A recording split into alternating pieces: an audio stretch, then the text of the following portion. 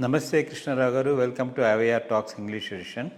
In this edition, we just try to evaluate the record that is being created by Modi as an elected Prime Minister.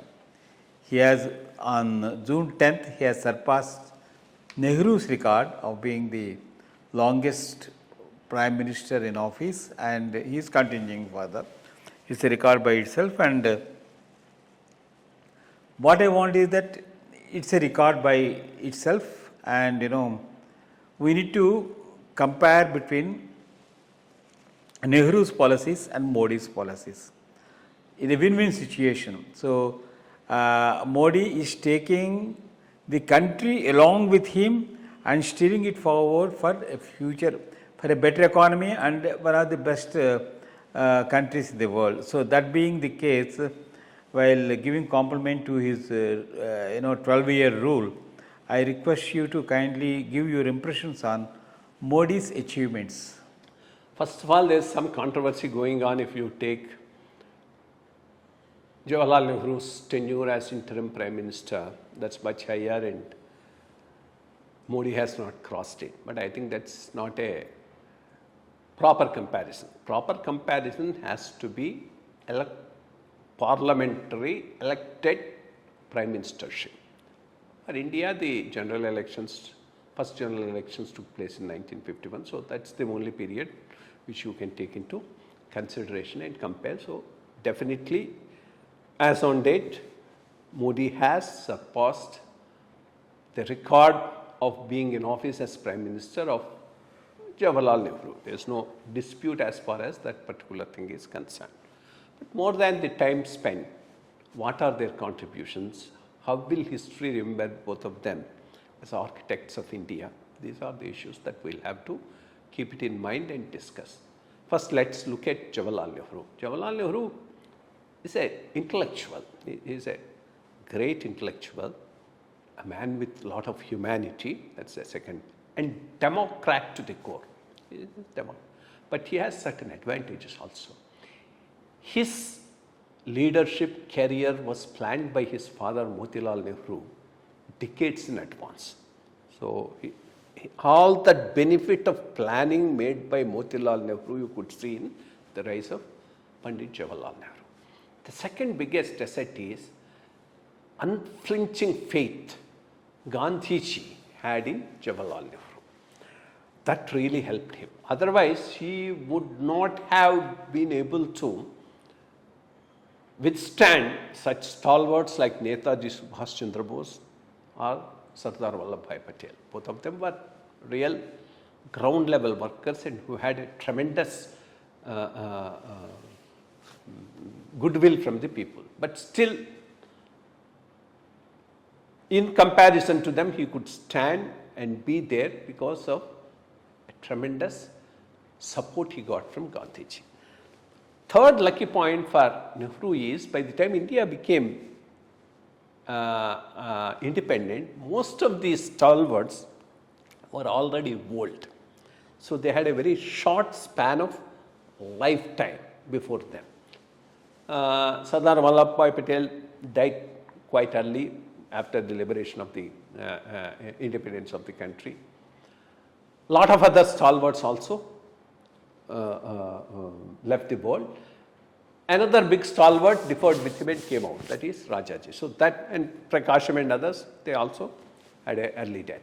So he had nobody to challenge him at that level, national level. So that was a big advantage he had at that time. But he was a democrat to the core. It was not an easy thing to build this nation which was so diverse in terms of ethnicity, language, religion, etc. That he managed excellently and built a modern India. That's one thing. Second, he was impressed by the communist ideology and socialist philosophy. That's why he came up with this mixed economy a principle, commanding heights, public sector undertakings. Whether they have done good for the country or not, it's a question mark. There's some good, but a lot of damage also. Damage in the sense they became centers of inefficiency, corruption and patronage. That's the first thing. And that happened more after he left. As long as he was there, he was able to manage them better. And that really became a big drain on the Indian economic resource set. Had we gone for a more open, a capitalist-oriented economic model, would India be in a better place? Maybe, because we could have gone something like South Korea. South Korean model would have been the right model for a place like India. And even Europe also was totally shattered after the World War II, but still they quickly came up because of the capitalist model. Whereas the Eastern Europe and Russia, who went with our model or their model which we copied, have failed in the long run. So that's where his contribution is partly good, substantially not so good as far as the Indian economy is concerned.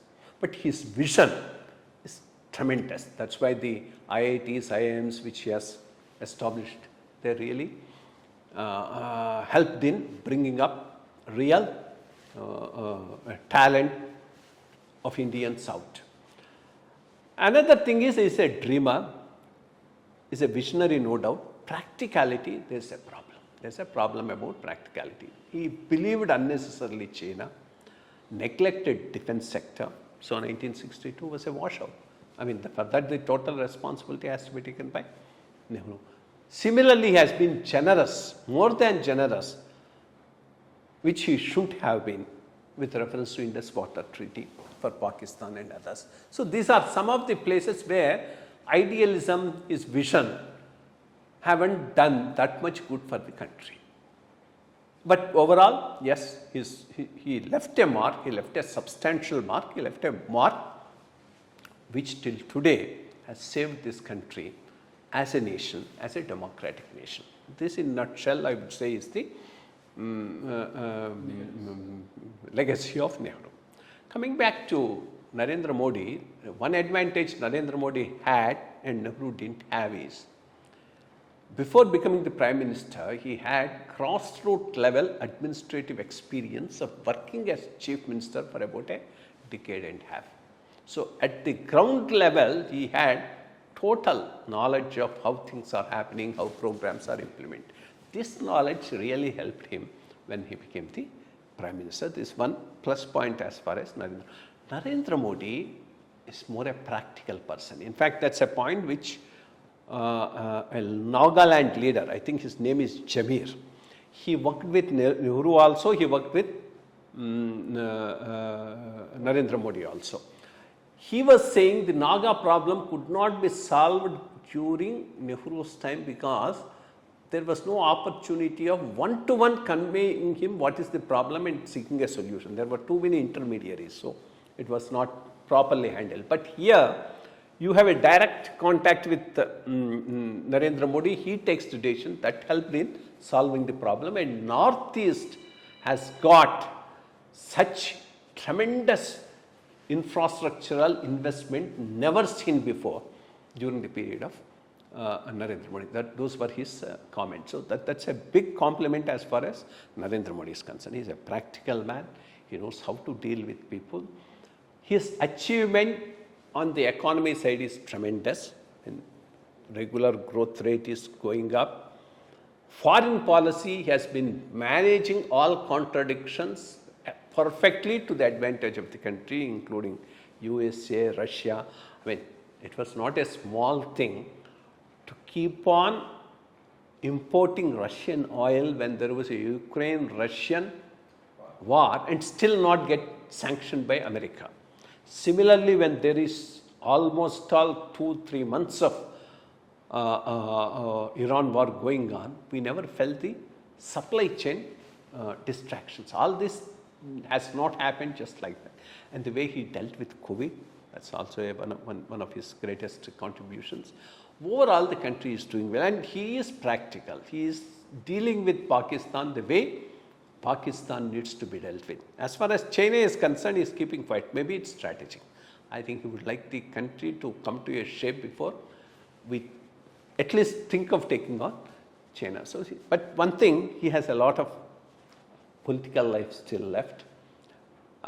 Age may not be on his side, but health is on his side. So let us see. We wish him all the well to contribute to the good of this country in the long run. Thank you, sir. Thank you very much.